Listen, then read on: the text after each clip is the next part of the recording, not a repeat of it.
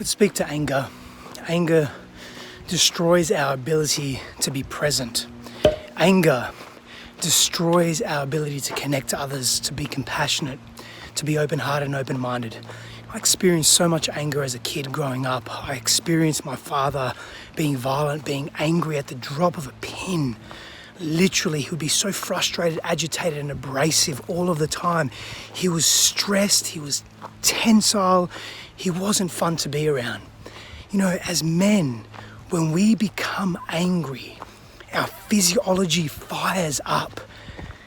Cortisol surges through our bodies, adrenaline, testosterone peaks. Like we lose control of our senses, of our emotive faculties. We lose control of our reasoning. Our prefrontal cortex almost shuts down and we go into survival, fight, flight, freeze, fawn. Like we just lose our minds, literally and metaphorically.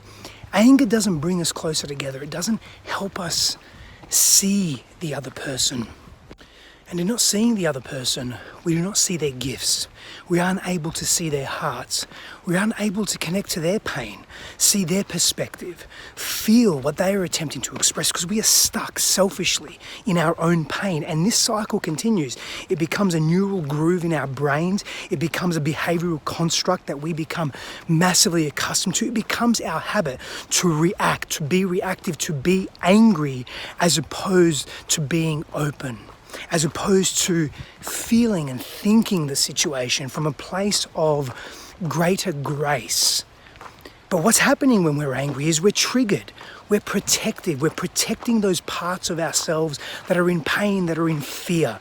And one of the ways, if you have a propensity to go to anger, and I know I have in my life so often, if you have a propensity to go to anger, it's because you are protecting a part of yourself that is fearful.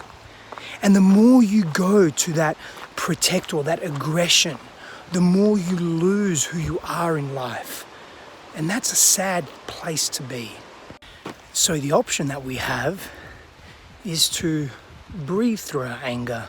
It's not so much a matter of calming down. It's a matter of being aware. Can we physiologically change our state? Can we close our eyes, take a few breaths, really ask ourselves, are we threatened right now? The nervous system feels that way, but is it jumping the gun? Is it being hyper-reactive? And then you can think clearly. You can not do damage to a relationship. You can not lose that deep connection that could be, or that could be right there in that moment. And you get to heal a part of yourself, and slowly we chip away at that and we become greater, grander versions of ourselves. But we also give people the opportunity to heal, because, you know, our wounding is complementary. And if you're consistently getting angry at someone and they're retracting and they're in a fear state, they don't get an opportunity to heal their wounds of insecurity or their wounds of not being able to use their voice, as an example.